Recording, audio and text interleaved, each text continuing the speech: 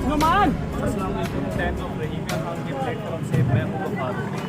जी बिल्कुल, इस वक्त मैं रहीमिया खान रेस्टोरेंट के बाहर मौजूद हूँ, जहाँ पे शेख जैद से रिलीफ किए गए जो मुलाजमीन हैं वो सरापा एहतजाज हैं। मेरे साथ इस वक्त एक एहतजाजी काफ़ी मौजूद है, मज़ीद उनसे जानते हैं। जी बताइएगा कि आपके क्या मुतालबात हैं और अगर वो नहीं माने गए तो आपका आइंदा का क्या लाया होगा? बिस्मिल्लाहिर्रहमानिर्रहीम कि हम 88 लोग जो कि इंस्टीट्यूशन की तरफ से रिलीव कर दिया गया है। हमारे 31 मई को जो अडॉक एक्सटेंशन एक्सपायर हुई थी, तो उसको हमें बजाय उसके कि हमें एक्सटेंशन देने के रिलीव कर दिया गया है कि 88 लोगों का जो है मुआशी कतन लिहाजा बंद किया जाए और इनको अपनी तमाम पोस्टों के ऊपर बहाल किया जाए, ताकि आने वाले ये जो हमारा एक बहुत बड़ा हॉस्पिटल है शेख ज़ाद हॉस्पिटल रहीमिया खान, जो 3 सूबों के 2 सूबों के संगम में वाक़ है, जहाँ के ऊपर पेशेंट लोड बहुत ज़्यादा है, ताकि आने वाले तमाम मरीजों को अच्छी से अच्छी सर्विसेज मुहैया की जा सके। अगर आज देखते हैं कि 88 लोग जिसमें फार्मासिस्ट, टेक्नोलॉजिस्ट, फिजियोथेरापिस्ट और सारे के सारे लोग टेक्निकल लोग मौजूद हैं जो अरसा 10 से 15 साल से यहाँ पे काम कर रहे थे,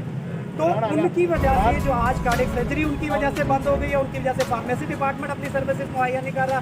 इसी तरीके से एंजियोग्राफी हो रही है, हेल्थ कार्ड जो कि पेशेंट दूर दराज से, जो कि प्राइम मिनिस्टर साहब का विजन भी है, वो आज कोलैप्स कर गया है, सारा का सारा बंद हो गया है। तो लिहाजा हमारा गवर्नमेंट ऑफ पंजाब से, अपना चीफ मिनिस्टर साहब से, लोकल इंतज़ामिया से और हमारे जो MPs MNAs हैं उनसे रिक्वेस्ट है कि इस इशू को सीरियस लिया जाए और 88 लोगों का जो मुआशी कत्ल है, डिस्क्रिमिनेशन है, क्योंकि उसमें से हमारा 1 साल से मसला चल रहा था, 846 मुलाजमीन थे, जिसमें से सिर्फ और सिर्फ 88 मुलाजमीन को रिलीफ किया गया। ये कहाँ का इंसाफ है?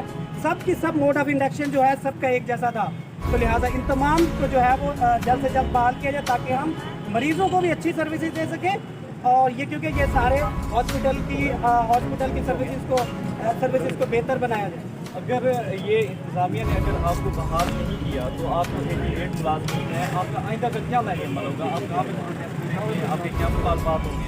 88 मुलाजमीन जो है, ये हमारा तरीक़ाकार होगा, हमारी ग्रैंड हेल्थ अलायंस जो कि हर वक्त हमारे साथ थी और हमारे साथ है, कल से हमारा लाया अमल ये होगा कि हम आउटडोर जो है मुकम्मल तौर पर उसकी सर्विसेज मुअत्तल कर देंगे, उसका टाइम ड्यूरेशन देंगे। अगर उसके बाद भी मुतालबात ना माने गए तो इससे आगे का लाया अमल तैयार करके वो भी मीडिया